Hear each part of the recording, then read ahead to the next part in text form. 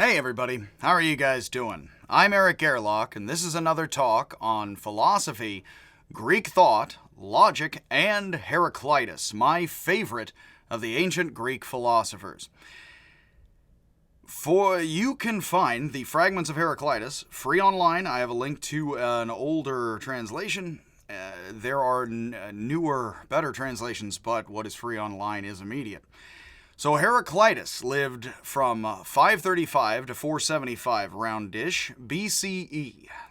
He is my favorite. He is so similar in ways to the Buddha. I'm not a Buddhist. I'm not religious. I am somebody who really likes a lot of Taoism, and I like Zen, and I like thus a whole lot of Buddhism.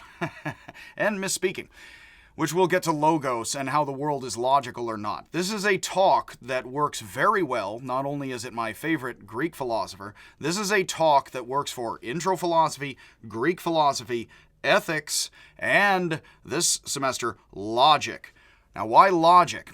Heraclitus doesn't give us a lot of formal logic, but Heraclitus may be one of the first thinkers, especially in the Greek world, to use anything like the word logos and logical to mean something like what we mean it, and he was very influential on others, and Plato and Aristotle react against him in what they think logical is.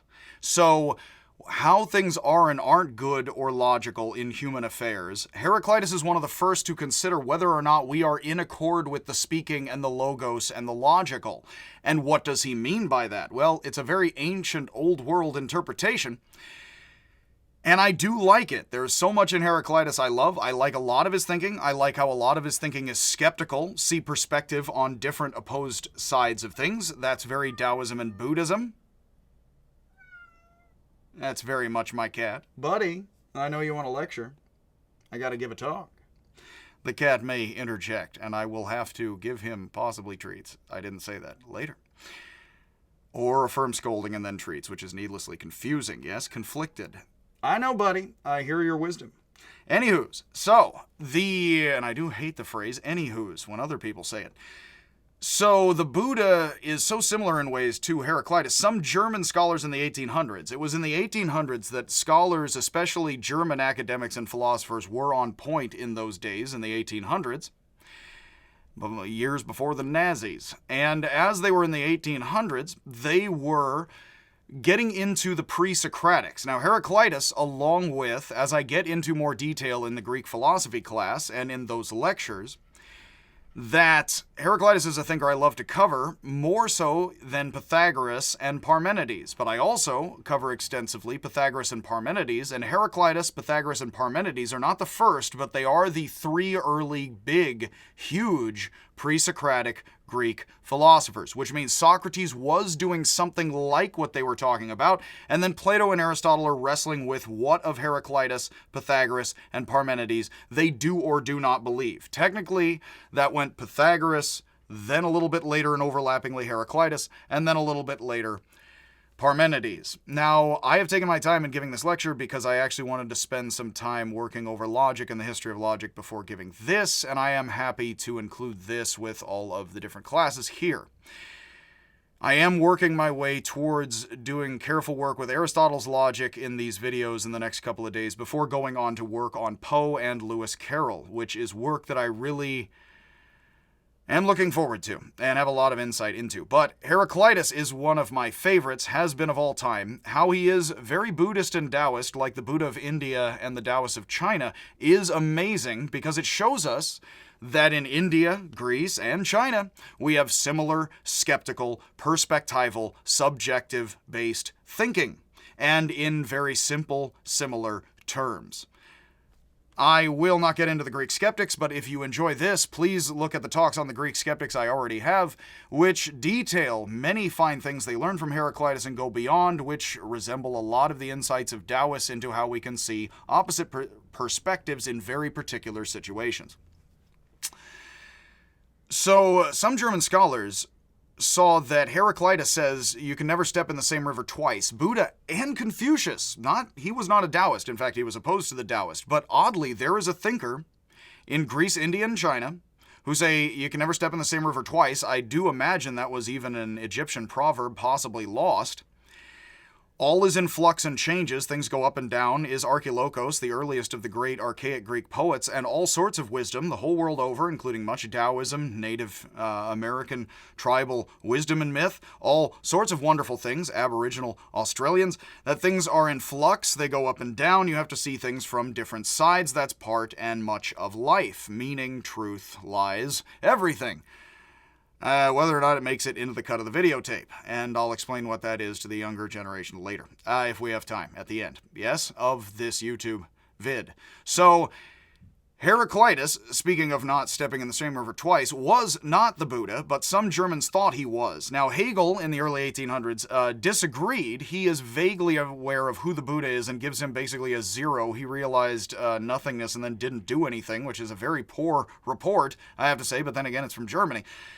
That Hegel disagreed, but he did claim that Heraclitus was the first true philosopher in human history, for recognizing that opposites such as good and bad change with perspective over time, just like day and night. I did my master's thesis on how Hegel appreciated Eriugena, a medieval Scot from Ireland mystic. It makes his name Johannes Scotus Eriugena, which is sort of the Scot from Ireland, needlessly confusing. Of course, what's needfully confusing? That Hegel says in his History of Philosophy, in the very beginning of the 3rd volume, I do believe, it's in my thesis somewhere, in the beginning of it, not in the 3rd volume, there isn't one, that Hegel says Eriugena is the first true, with him, true European philosophy first begins. Why? Well, because Eriugena, like Hegel, like Heraclitus, sees opposite perspectives as central to logic and thought. And then Aristotle disagrees and says no more one-sided black and white reasoning versus some and some gray area reasoning is more what logical is, and Aristotle is known as a very much father of logic because he believes in black and white reasoning versus oppositional skeptical reasoning, but Heraclitus is one of the first to put logos and logic central to everything, which I will talk out, and he and Aristotle both, from a skeptical and a dogmatic, as Hegel would say, and Hegel very much in the 1800s in Germany sees Heraclitus as a archetypal, primordial skeptic, like a Taoist or a Buddhist, but Hegel doesn't give Buddhism much credit and doesn't seem to know much of Taoism at all, or China. In the 1800s as a German, knows more of India. Sadly, the swastika is so shared, etc. afterwards. In ways, not by Hegel. He came too early for anything like that. That Heraclitus was possibly not the first philosopher, but Hegel would see it that way because he's tracing all of philosophy to him, which I said in my thesis, along with mentioning Heraclitus, my favorite of the Greeks, because oppositional perspective and working out a whole clockwork Newtonian of that is what Hegel believes God and we are doing through history. And then believes that's the left and the right of the French Revolution. That all didn't go anywhere, because clockwork. So, with all of that, Heraclitus may not have been the first philosopher ever, but he was one of the first thinkers in Greece who spoke words about what life means and if it is speaky logical or not, that many others passed on and reacted to and against, with fragments of his text and teachings in the work of many who quoted him, such as Plato, Aristotle, Epicurus, and the Roman Stoic emperor Marcus Aurelius. Heraclitus lived in Ephesus, which was part of the Persian Empire. Persian Empire. I don't think that's a band name yet. Part of the Persian Empire for most of Heraclitus' life on what is today the west coast of Turkey. Around the same time that Pythagoras and Parmenides, two of the other famous first philosophers, lived in what is today Italy. Pythagoras and Parmenides argued that true being is unchanging, with Pythagoras focused on the harmony of mathematics and Parmenides the impossibility of non-being and thus change. Heraclitus, please see those talks for all of that. I'm not going to get deep into that and assume that you can watch those others, but I will refer back and forth to points. Heraclitus argued that the only constant is change, polar opposite Parmenides, who comes after and does not like Heraclitus. In ways, Heraclitus mocks a bit Pythagoras, with one leading to the other, leading to the other, leading to reactionaries thus, and that is very much the history of thought in India, Greece, China, Egypt, and everywhere. And it just all stopped, and now we're fine. Heraclitus argued the only constant is change, not my diction or talk. All things are in continuous flux. All is in flux. is one of the most famous fragments and quotes of Heraclitus, and an equivalent other similar fragment is, we can never step in the same river twice. These are his most famous statements, and they are often paired together for decently obvious reason. That the river is the flux, you are trying to stay steady, but he does say in other fragments, which again, are these his quotes or are these his best paraphrasing? As we do not know really much entirely at all here. We are and are not, as people, as we do and don't remain the same. You can even see my talk on Lacan and later French thought, and they like their Heraclitus and skeptical thought something fierce. You never have a stable self, you never have a stable world for Heidegger and thus Lacanian psychoanalysis or a bunch of fancy French thought, perhaps Tarantino thinking French things when he puts orange light in a briefcase and doesn't tell you what the heck it is, out MacGuffin, your McMuffin, is that Heraclitus says the only constant is change. All things are continuous flux. We can never step in the same river twice. We are and are not. And he also says you do and do not step in the same river. Notice the oppositional. And in fact, there's a lot of French thinking that says there is nothing like truth. And you're like, wait, not at all? It's like, no, I mean there is and isn't. And they say there is not. And that is a little bit like, even though Heraclitus was not French as far as I know, didn't meet him. Don't know what accent he spoke with. Probably spoke dialect of Greek, though, something like it. So with all that, as the non-French fool, Heraclitus is saying we never step in the same river twice, and then he also complimentary-wise says you do and do not each time step into the same river as the person you are and are not, both. Because being and non-being is becoming. One of the very central things that German thinkers noticed in Heraclitus, and it is such a simple, stupid thing that many people can laugh and think that's not science and you can think whatever you like, but one of the more intriguing thoughts that we can find consistent in Indian, Greek, and Chinese philosophy, which is somewhat on the side of skepticism, but not entirely, is that being and non-being together are becoming. Now, Heraclitus is the famous one of Greece who says this quite explicitly in his fragments, if that is him. Here or there, or some of them. In India, the Buddha and others said things like this, and the Taoists and others, even Confucius, says you can never step in the same river twice. Things and the next generation will and won't be like us, and that tells us what people will be like 100 generations from now. Confucius said that, and he's way more conservative and dogmatic than the Taoists. So if thinkers in ancient India, Greece, and China, when philosophizing and when talking about truth and meaning, if some of their deepest, most celebrated thinking in the mouth of the Buddha, Heraclitus, and the Taoists, like Lao Tzu and Chuang Tzu, if they say things are and are not, that is transformation and becoming, being, non-being together. And they explicitly say it much the way I just did, with a 3-step waltz step like Hegel tried to put all of history into Newtonian clockwork, not of Newton, but of God's mind, effectively as us on earth, it would certainly seem in the work of Hegel. That we are and are not, because that we do and don't see what we are, because what we are is not static, and we get hung up on static images, which is very Lacan self-image and still popular in philosophy and psychoanalysis in some of the fancier circles today. All of this can be traced very much back to Heraclitus. We are and are not, and it sounds exactly like several of the things that the Buddha and the Taoists said.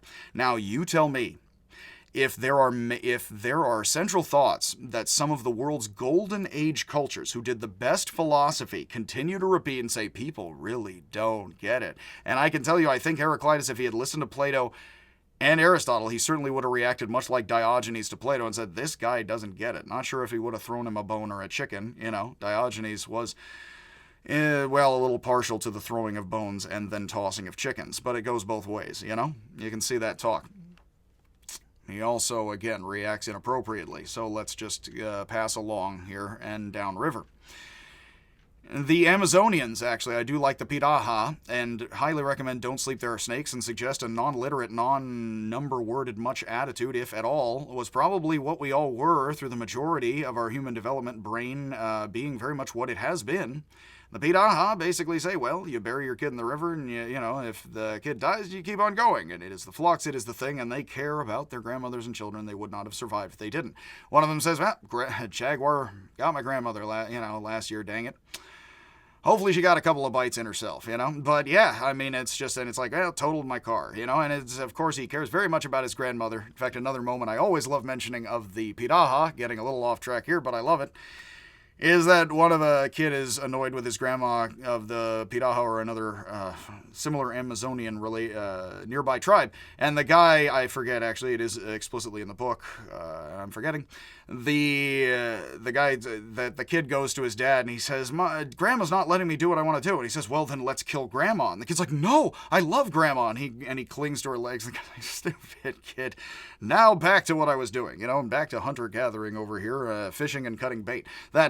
Or either ones, both ways. So yeah, it's, obviously he doesn't mean let's kill, he's like ancient comedy routine, Bataille said when we laugh at a pratfall, or silent, films or anything past that, we are laughing at death, humiliation, anything worse than any of that.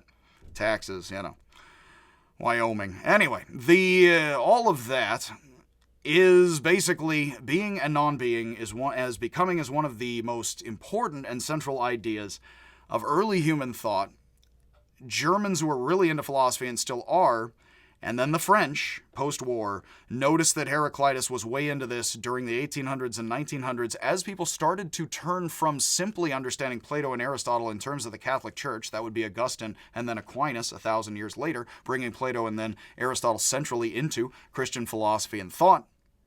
Although it is all varied with many different camps and schools, and not everyone in Christianity is either a Platonist nor an Aristotelian, and there's vying back and forth within all of that, especially for the last 1,000 years.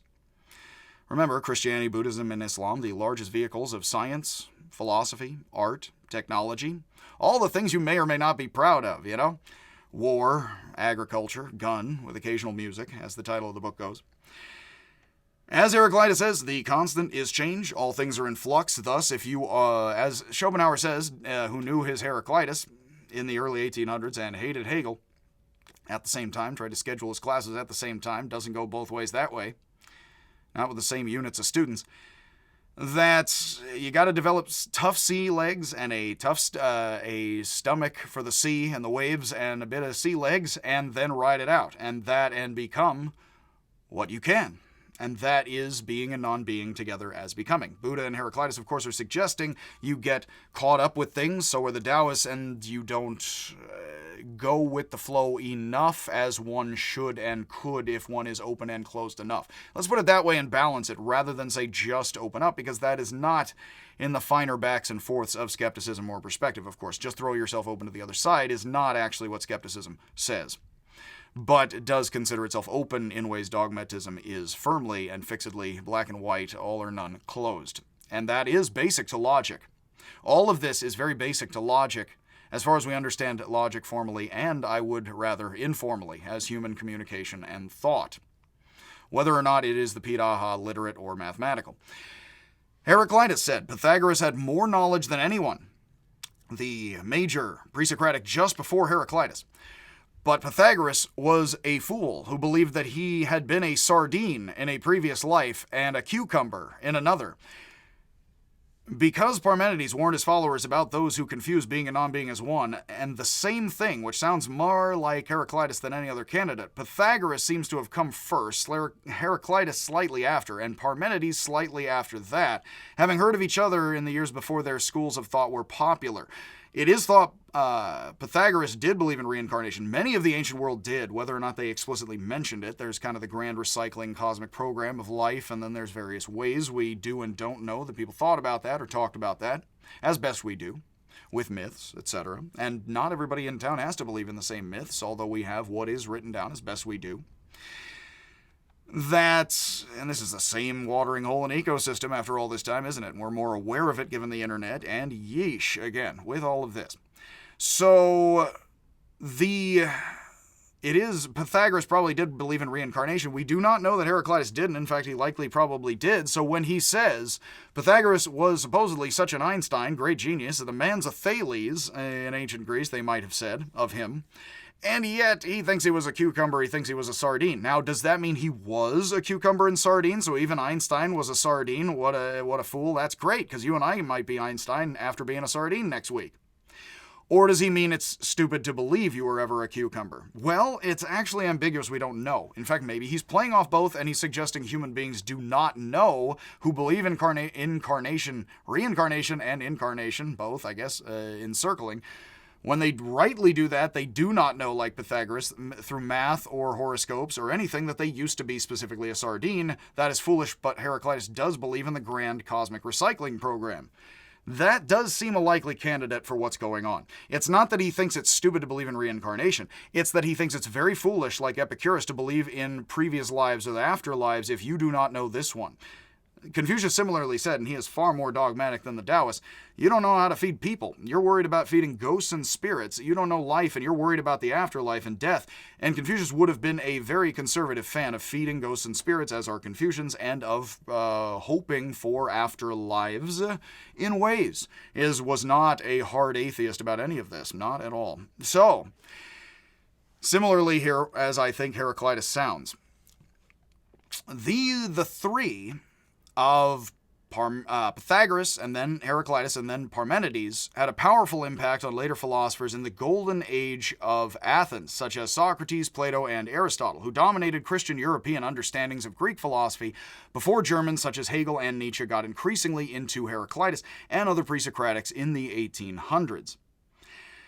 The Fragments of Heraclitus are actually the 22nd of 88 parts of a modern German work. Deals is the Fragments of the Pre-Socratics. I hope I'm saying that at all. Which was from 1903. In fact, the standardized text, the online version, I believe, is actually a later edition of that text, which standardized the quotes of Greek philosophers before Socrates, Plato, and Aristotle. Diels and then later Krantz give us the Diels-Krantz number system, which standardized the pre-Socratic text as an academic resource, such that Heraclitus' fragment 12 is you can never step in the same river twice. In fact, there's two of them. And the first one I believe is 12, and then there's a later one that's almost exactly the same, and they're just collecting everything and cataloging every last fragment. Even though they did no job at all of thematizing the quotes, I'm not sure their scheme, but they certainly are not trying to go according to any sort of philosophy scheme I'm aware of, nor mine, certainly. Therefore, they're wrong about everything, I'm certain, even though I don't know them, and couldn't. That quotes of Heraclitus, of all of this, of course, they're just standardizing the numbers. They are not trying to put it into an argument or position, as I am. So I'm going to reword and reorder this. There is a shorter video of Heraclitus online I have that's a condensed version of this. But I am going to go and labor a little bit more at length and take you through the thinking of Heraclitus as I have arranged it. And I imagine I'm going to talk for a couple more minutes here, and then I'm going to break this off and break it into another talk so that there are segmented talks, and I will further put chapters in this. So the first quote of Heraclitus that they do put as the first is supposed to be the opening, and it's one of the solid, large quotes, and it's supposed to be the opening of the single work that Heraclitus wrote on nature. The title of, at this point in Greek philosophy, far too many philosophy texts of the Greeks, or just texts of any expert, effectively how stuff works on nature, which is being energy stuff. I often like to mention, so being is energy is stuff, right? So what's energy? It's like, it's all nature, it's all things work as they do. Physia, it's like, yeah, there you go. So at a time when physicians would look to the stars to understand your personal health plenty and try to figure out what's all going on everywhere, Heraclitus left his single written work as an offering at the Temple of Artemis, one of the legendary wonders of the ancient world. Before we read the first fragment and others, though, it is important to understand what Heraclitus meant when he says the word, which is what brings this into focus actually for a logic class, but is perfectly wonderful to bring up in context of ethics and everything else you can fit this talk into. The word that Heraclitus used for word is logos. There was a computer program I used to love as a kid, tiny little triangle. The Greek origin of our word logic. And of course, I'm sure somebody could point out there's various words, and it all is. While modern people sometimes understand logic as a mathematical or computer language, and that is after Boole led to telephone systems with ones and zeros, which is very Leibniz, which is very actually Taoist and kind of yin-yang and a little bit of the Yi-Jing, if you watch my talks on that, believe it or not. It's a wonderful interconnected world, Marco Polo. At least for the last 1,000 years, you know. So for ancient Greek thinkers such as Heraclitus, Plato, and Aristotle, logic is arguing, explaining, and understanding. So if I say, hey, be more logical here, I mean be more reasonable and talk more reasonably. As Vygotsky, the Russian psychologist of the Soviet 1910s and 20s, said, we learn to talk as we learn to talk to ourselves and others. We learn to talk silently to ourselves much, not all of, but much as thinking and a lot of the structures of thinking. And then we also talk to others, and all of that is argumentation. How reasonable we are in our own talk to ourselves, silent or not. You can talk to yourself out loud as far as I care. I sometimes say things and then feel embarrassed in front of my cats and coworkers.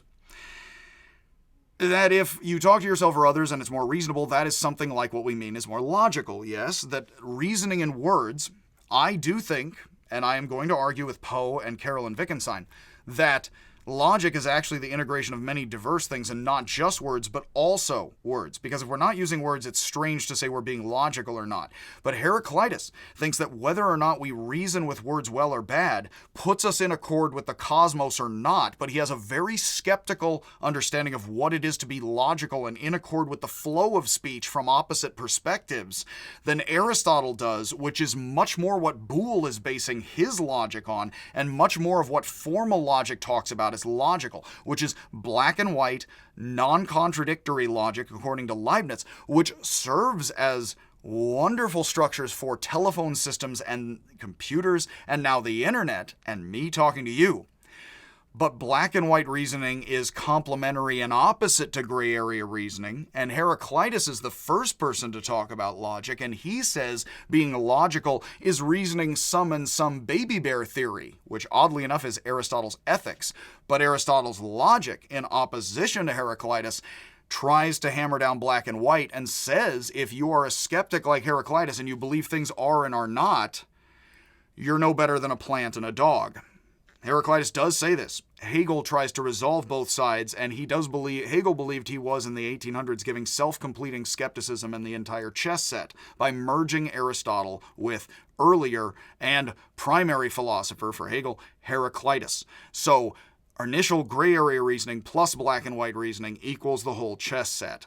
I am very partial to that idea, but I don't phrase it in Hegelese. And I do believe that a later Wittgensteinian understanding is best for it, but I have not yet given my talks on Poe or Carroll, and May is going to be Wittgenstein time. And I'm going to carefully work through my Wittgenstein because I do care about this stuff a lot. So with all of this, what the point of what I am saying is that Heraclitus believes the world is logical because we are in conversation with the world. That's like Heidegger.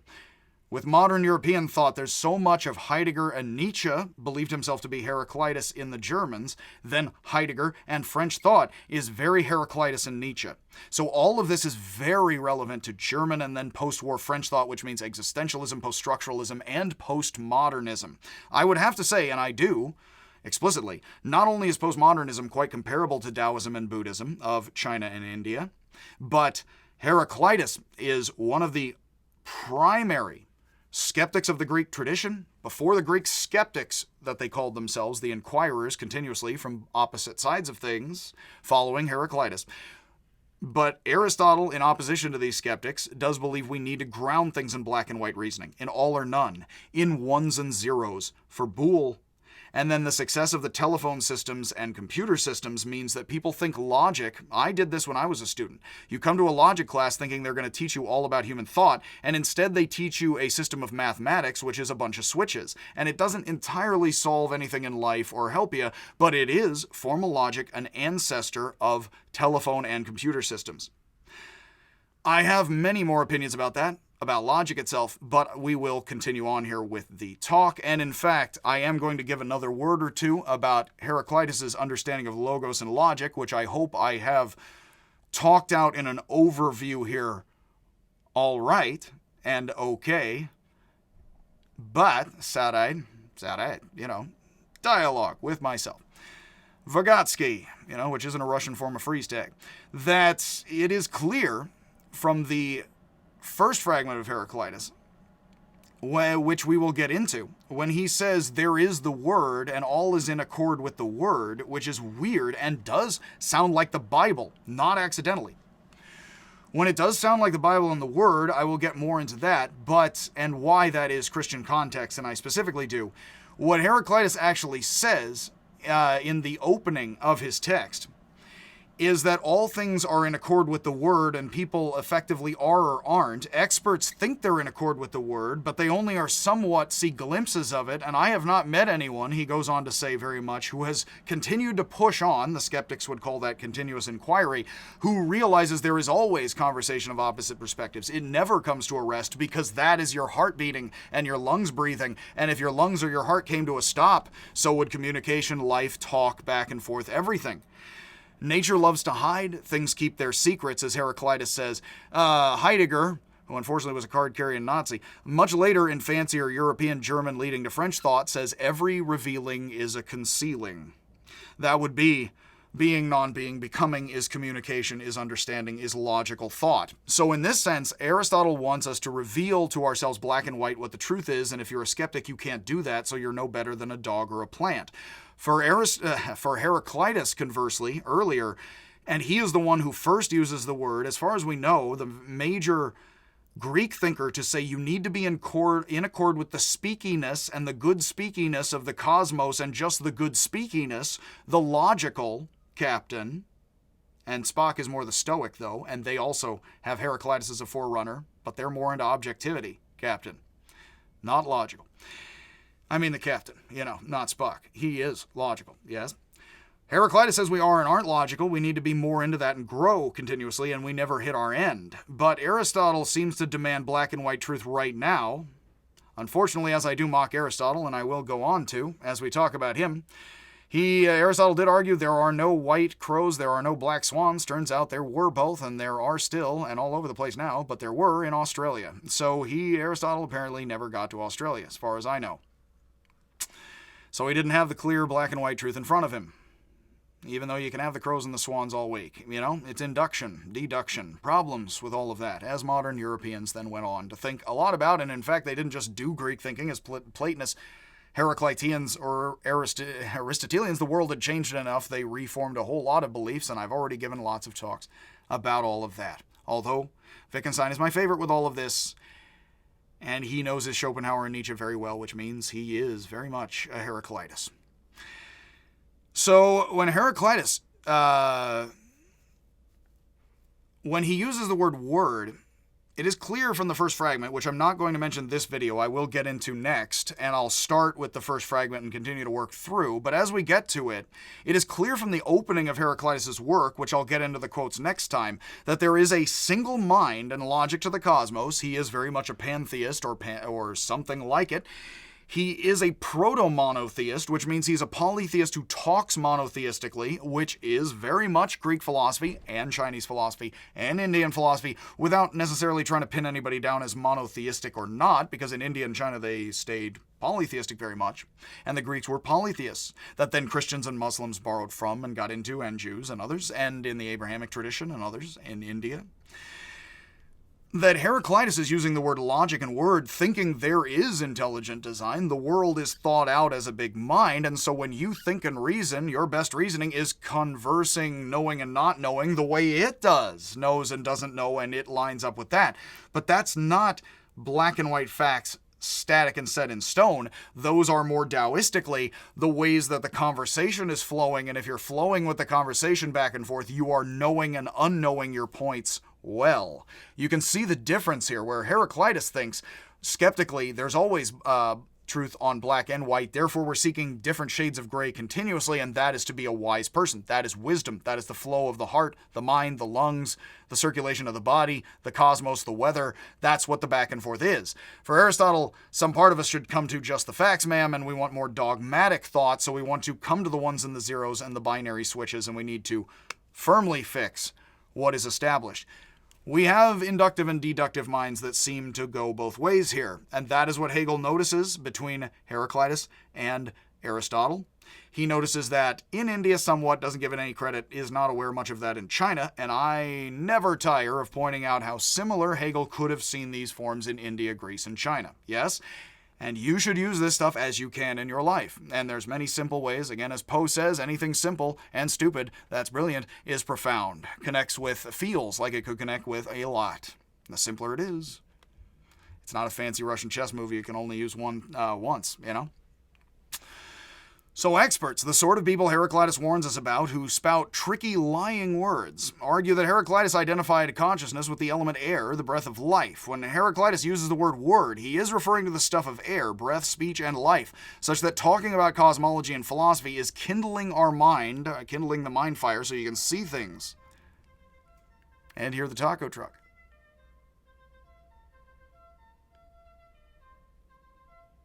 Which I do not talk over. Yes? That wouldn't be conversant.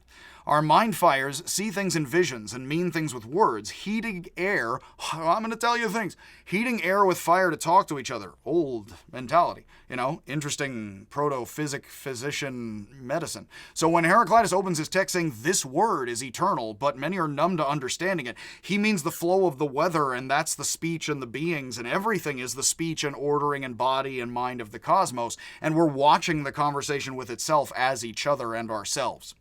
And that is logical or not. We are the words of the logical conversation of the mind itself.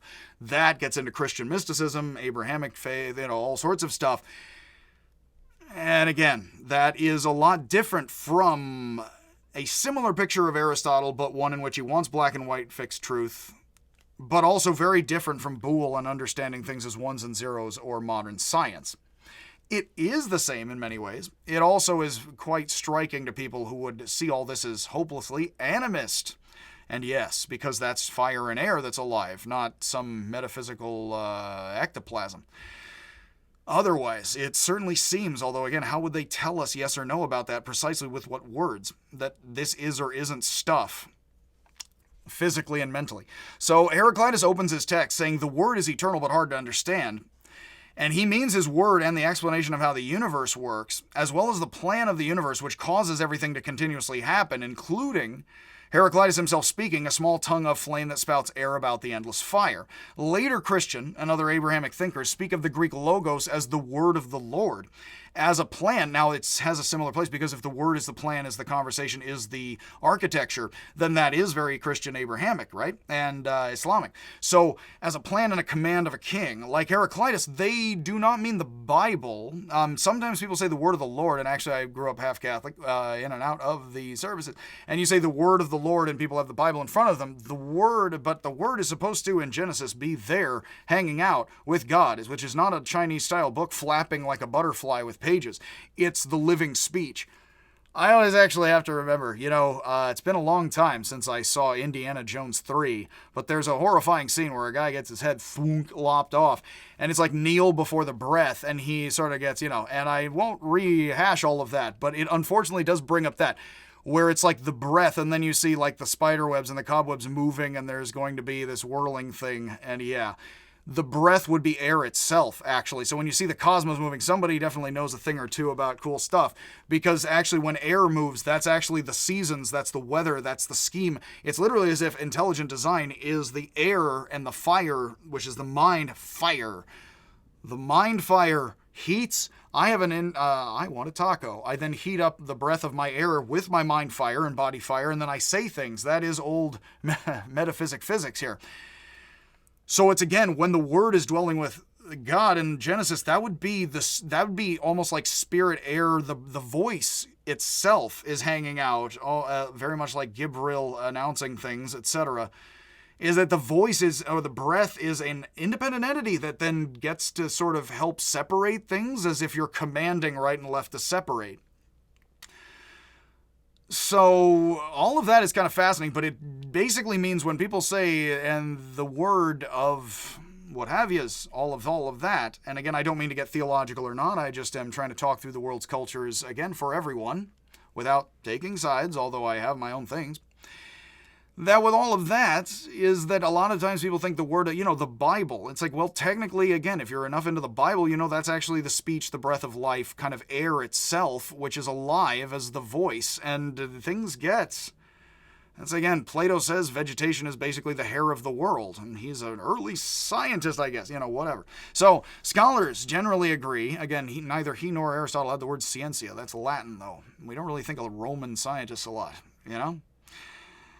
Again, I have terrible jokes I won't make. Scholars generally agree that whoever wrote the Gospel of John in Greek was influenced by Stoicism, which was influenced by Heraclitus, which is why the beginning says the Word was with the monotheistic God, before monotheistic God uses the Word to order day and night to separate and create the order of the cosmos, because that's what the voice is for the vocal separating. And it gets confusing.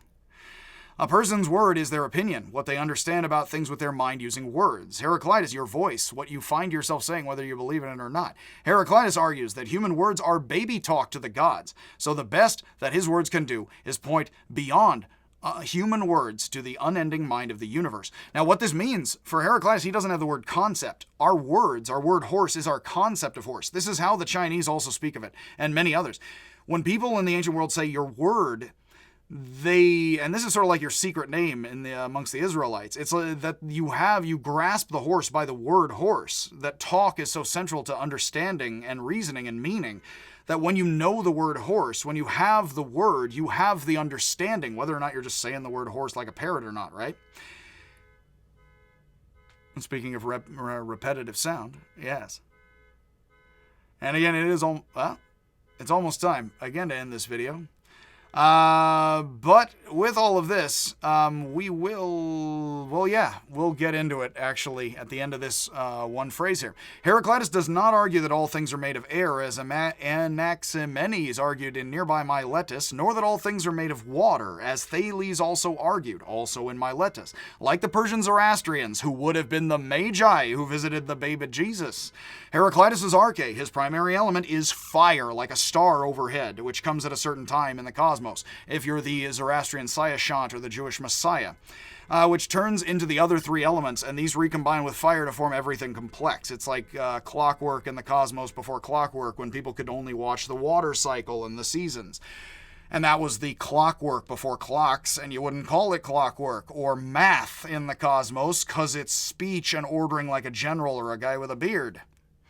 Heraclitus sounds like a Greek polytheist wrestling with the fire-centered monotheism of the Persian Zoroastrians and the Magi. There's an earlier order. There's two different orders of priests, and I'm confused. Anyway. Well, the sound has stopped, and so will mine. So, that is the beginning of this talk on Heraclitus. Thank you for paying attention to that. I am going to get more into, piece by piece, Heraclitus' teachings in the next talk. So much love and happiness. Hopefully you can converse back and forth with many different perspectives and fine people. I here, as of such, have my cats. Although this cat is far from conversant at the moment. But again, I will, as always, see ya, if I ever do, in the sun and the firelight, or otherwise. Again, as Hegel says, darkness is merely the other side of life. Where is the middle ground? As Heraclitus himself says, many experts think they know good and bad. They can't tell you exactly where good and bad, and black and white, and darkness and daylight separate. It gets twilight, and then it's a gray area, Darkness and light are not categorically separate from each other. They are one and the same continuous thing. Much love, much happiness, and as usual, I will see ya, and not, if I do and don't, ever see ya.